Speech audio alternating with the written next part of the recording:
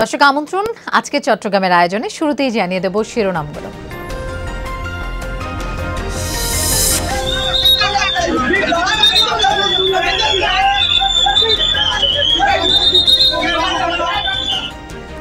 চট্টগ্রাম, কক্সবাজার ও পার্বত্য অঞ্চলের ১৭ উপজেলা নির্বাচনে বিচ্ছিন্ন সহিংসতা, ভোট শেষে এখন চলছে ফল গণনা। দখল দূষণে মরতে বসা কর্ণফুলী বাঁচাতে ৩ দিনের প্রচারাভিযান, নাব্য ফিরিয়ে আনা সহ জীববৈচিত্র্য রক্ষার দাবি পরিবেশবিদদের। তারা নদী খেকো, তারা পুরো পৃথিবীটা পারলে খেয়ে ফেলে। আমরা এই কর্ণফুলী নদীকে বুড়িগঙ্গার মতো মরতে দিতে পারি না। চট্টগ্রামের স্বাস্থ্য সহকারী পদে মৌখিক পরীক্ষায় প্রক্সি, আটক ৩ জনকে কোতোয়ালি থানা পুলিশে সোপর্দ।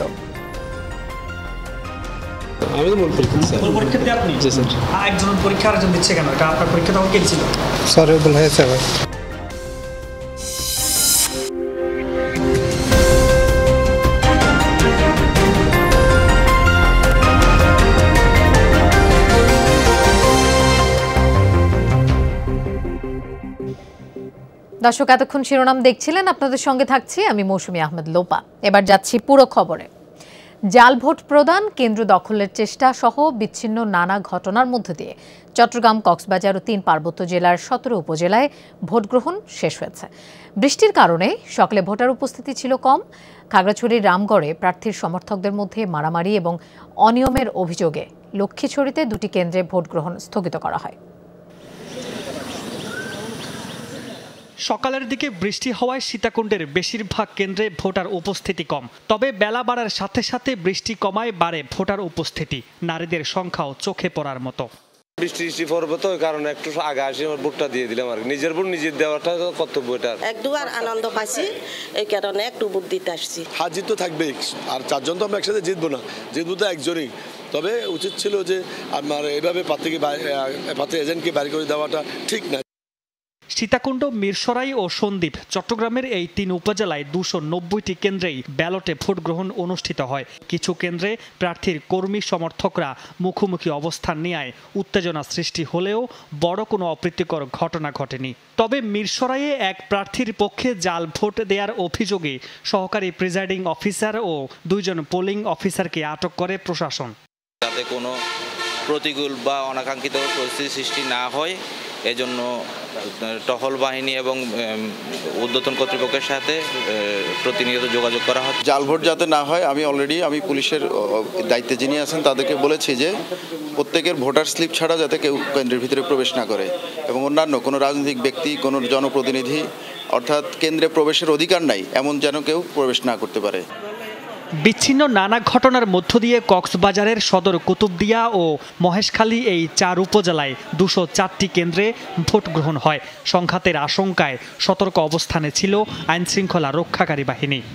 ঠিক আছে, পছন্দ প্রার্থীরা বুদ্ধি খুব সুন্দর বুদ্ধি, জামালা ছাড়া বাজি 2-1টি জায়গাতে প্রবেশ মুখে জটলা করে মানুষকে পরোক্ষভাবে ভয়ভীতি দেখিয়ে কেন্দ্রে যাতে না আসে আমাদের ভোটাররা। খুব একটা গোলযোগ অথবা ভোট কারচুপি হওয়ার অথবা ভোটে প্রভাব বিস্তার করার এরকম কোনো পরিস্থিতি এখনো পর্যবেক্ষণ হয়নি।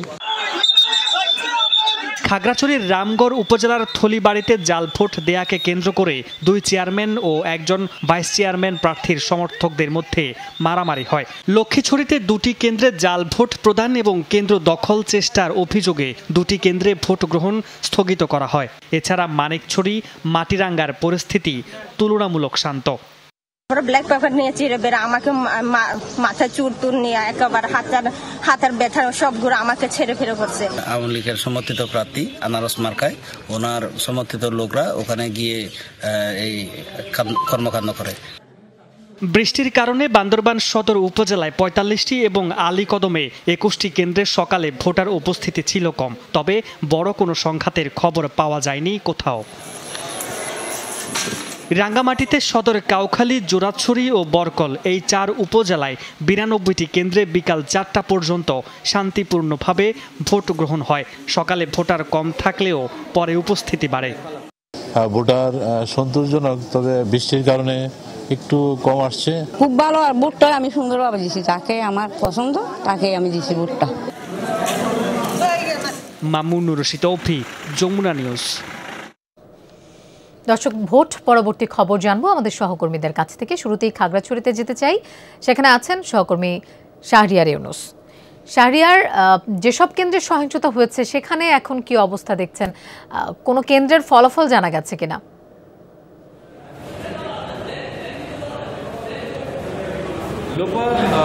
বিক্ষিপ্ত বিচ্ছিন্ন কয়েকটি ঘটনার মধ্য দিয়েই খাগড়াছড়ির 4 উপজেলা নির্বাচনের ভোট গ্রহণ শেষ হয়েছে।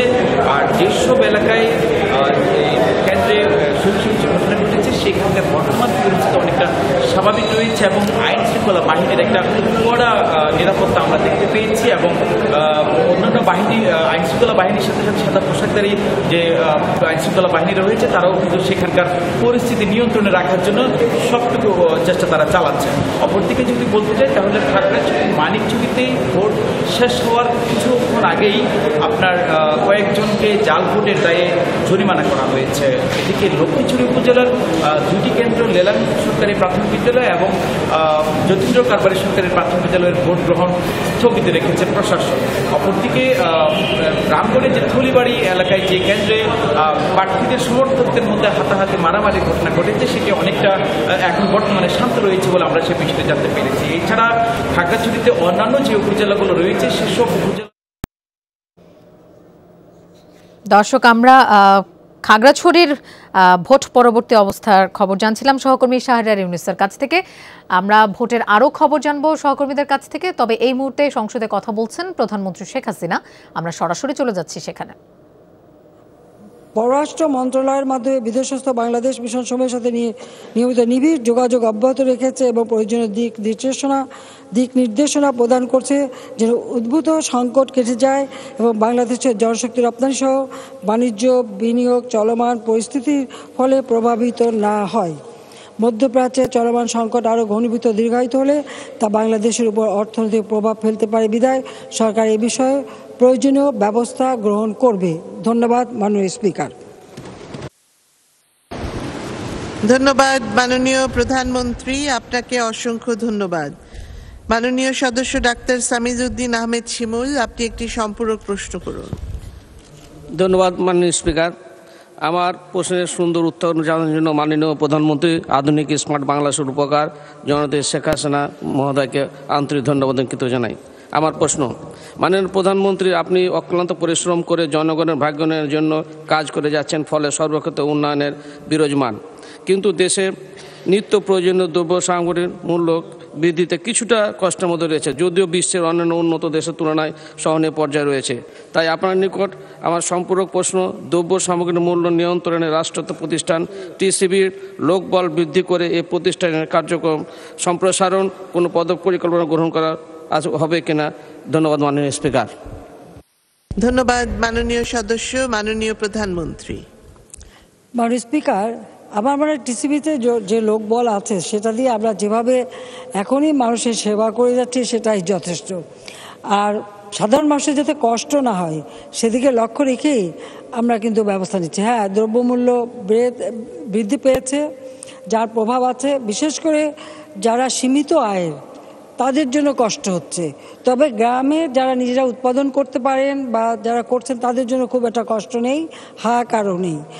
তারপরেও আমাদের সবসময় প্রচেষ্টা যে দ্রব্যমূল্য যেন নিয়ন্ত্রণে থাকে এবং তার জন্য যথাযথভাবে যে পণ্যের প্রয়োজন আমরা দেশে যেমন উৎপাদন বৃদ্ধির পদক্ষেপ নিয়েছি, পাশাপাশি আমদানিও আমরা করে যাচ্ছি। সেটা যত টাকাই লাগুক আমরা কিন্তু খরচ করে যাচ্ছি, যার জন্য যেটা আমাদের রিজার্ভেও চাপ পড়ছে। রিজার্ভে চাপ পড়লেও আসলে আমাদের মানুষের কল্যাণটাই হচ্ছে সব থেকে বড় কথা, সেদিকটাই আমরা লক্ষ্য রাখছি। এবং আমরা যে পারিবারিক কার্ড দিয়েছি তার ফলে কিন্তু স্বল্প মূল্যে চাল সহ অন্যান্য পণ্য কেনারও একটা সুযোগ আমরা সৃষ্টি করে দিয়েছি। আবার যারা আরও দরিদ্র তাদের জন্য আরও কম মূল্যে চাল কিনতে পারে সে ব্যবস্থাও করেছি। আর যারা একেবারে হতদরিদ্র তাদের আমরা বিনামূল্যে তাদেরকে আমরা চাল দিচ্ছি।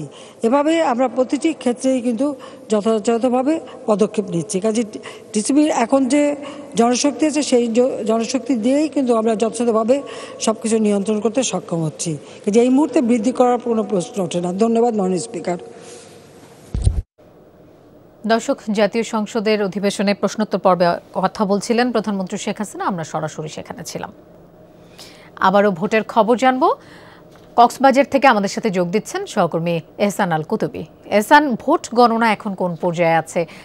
কোন কেন্দ্রের ফলাফল জানতে পেরেছেন কিনা? কোনো কেন্দ্রের ফলাফল?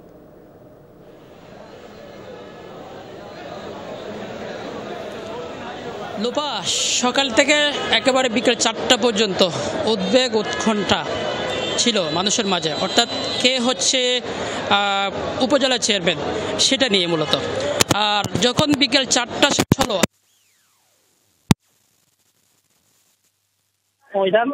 এখানে আমরা দেখছি বিভিন্ন কেন্দ্র থেকে যে ব্যালট বাক্স অর্থাৎ ইভিএম পদ্ধতিতে মূলত ভোট হয়েছে।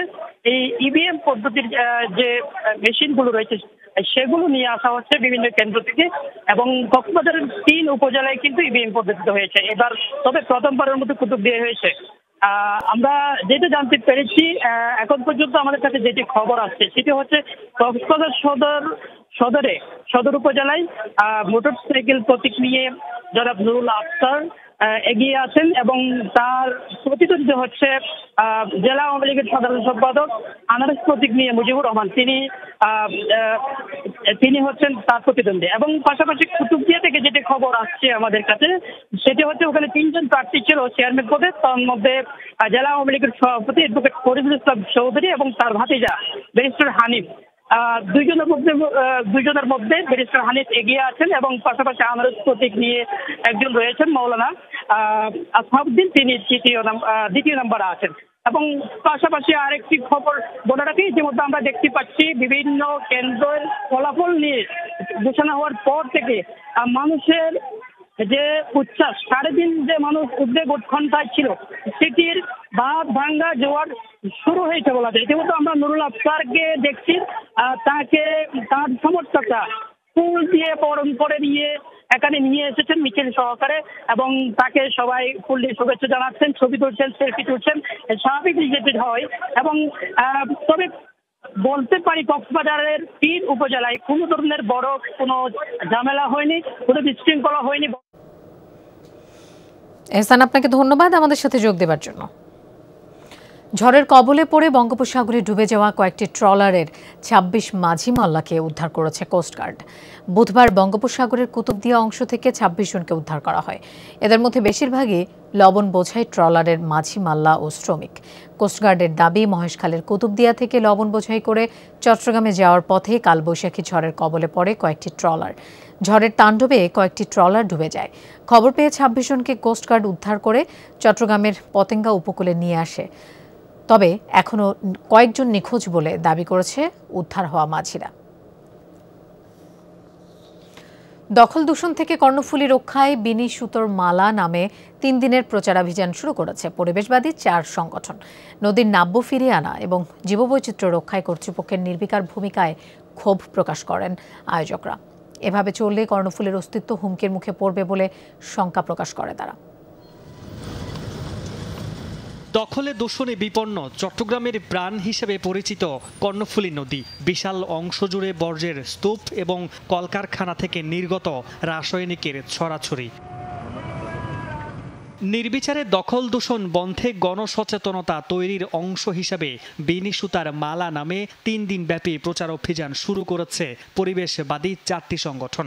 অভয়মিত্র ঘাট থেকে রাঙ্গুনিয়ার বেতাগী ঘাট পর্যন্ত চলবে এই অভিযান।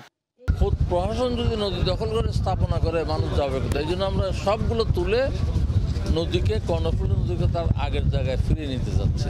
মানুষকে সচেতন করার জন্য নদী এবং আমাদের খাল জলাশয় ব্যবহারে যাতে আমরা একটু সচেতন হই, এগুলিকে ধ্বংস না করি, দখল না করি, প্লাস্টিক ফেলে জীববৈচিত্র্য ধ্বংস না করি। কর্ণফুলীর নাব্য ফিরিয়ে আনা এবং জীববৈচিত্র্য রক্ষায় সংশ্লিষ্ট কর্তৃপক্ষের নির্বিকার ভূমিকায় ক্ষোভ প্রকাশ করেন কর্মসূচিতে অংশগ্রহণকারীরা। যে কিছু মানুষ বন খায়, বন খেকো, তারা নদী খেকো, তারা পুরো পৃথিবীটা পারলে খেয়ে ফেলে। সচেতন হতে যাতে এই কর্ণফুলীর পানি দূষিত না হয়, কারণ আমরা এই কর্ণফুলী নদীকে বুড়িগঙ্গার মতো মরতে দিতে পারি না। অবৈধ সমিতির নামে দখলবাজি বন্ধ এবং পেশাদার মাছিদেরকে ঘাট ইজারা দেওয়ার দাবি করেন সাম্পান মাছিরা। আমাদের সাম্পান মাঝিদেরকে একটু রক্ষা করুন, সাম্পান মাঝিদেরকে গাঁট ইজারা দিয়ে এবং সাম্পান মাঝিদের জীবিকা নির্বাহ করার জন্য সুযোগ করে দেন। নদীটা ছিল ওখানে মূলত নদীটা ছিল, এখানে বর্তে আমাদের এখানে আপনারা দেখছেন যে আমাদের এই ছালি কয়টা বানাইতে হচ্ছে, এখানে ড্রেজিং হচ্ছে প্রতিনিয়ত। নদী যত ছোট হচ্ছে তত আমাদের এই স্রোতটা বাড়তেছে, জাহাজ চলবে ইয়ার জন্য আমাদের অসুবিধা হচ্ছে, যাত্রী পারাপারের জন্য বেশি অসুবিধা হচ্ছে। Mamunur Rashid Toufiq, Jamuna news, Chattogram. Chattogram civil surgeon কার্যালয়ে স্বাস্থ্য সহকারী পদে মৌখিক পরীক্ষায় প্রক্সি দিতে এসে ধরা পড়েছে ৩ জন ভুয়া পরীক্ষার্থী। তারা হলেন জাবেদ, রনি দাস ও জয়নাল আবেদিন। স্বাস্থ্য কর্মকর্তারা জানান, ভাইবা বোর্ডে পরীক্ষা দিতে আসলে তাদের কথাবার্তা ও গতিবিধি সন্দেহ হয় কর্মকর্তাদের। পরে ছবি ও স্বাক্ষর যাচাই বাছাই করে প্রমাণ মেলে ৩ জনই ভুয়া পরীক্ষার্থী। রনি দাস ও জয়নাল দোষ স্বীকার করলেও জাবেদের দাবি তিনিই মূল পরীক্ষার্থী। পরে 3 জনকে কোতোয়ালি থানা পুলিশের কাছে সোপর্দ করা হয়। আমি তো মূল পরীক্ষার্থী স্যার। মূল পরীক্ষার্থী আপনি? জি স্যার। তাহলে আরেকজন আসছিল কেন তখন? আমি সহযোগিতা করছি স্যার। একজন পরীক্ষা আরেকজন দিচ্ছে কেন? এটা আপনার পরীক্ষা তখন কে ছিল? স্যার ভুল হয়েছে ভাই। স্যার ভুল হয়ে গেছে। Bangladesh garments accessories and packaging manufacturers and exporters অ্যাসোসিয়েশনের উদ্যোগে মতবিনিময় সভা অনুষ্ঠিত হয়েছে চট্টগ্রামে। নগরীর রৌফাবাদে সংগঠনটির নির্বাচন উপলক্ষে অ্যাক্টিভ মেম্বার্স ইউনিয়নের প্যানেল পরিচিতি সভায় নেতারা আগামী 11 মে ভোট দেওয়ার আহ্বান জানান। সংগঠন ও সদস্যদের কল্যাণে বিভিন্ন পদক্ষেপ এবং কর্মপরিকল্পনা তুলে ধরেন তারা। এ সময় প্যানেল লিডার নাসিরুল আলম, জামিল আহমেদ সহ চট্টগ্রাম অঞ্চলের পরিচালক প্রার্থী ও ভোটাররা উপস্থিত ছিলেন।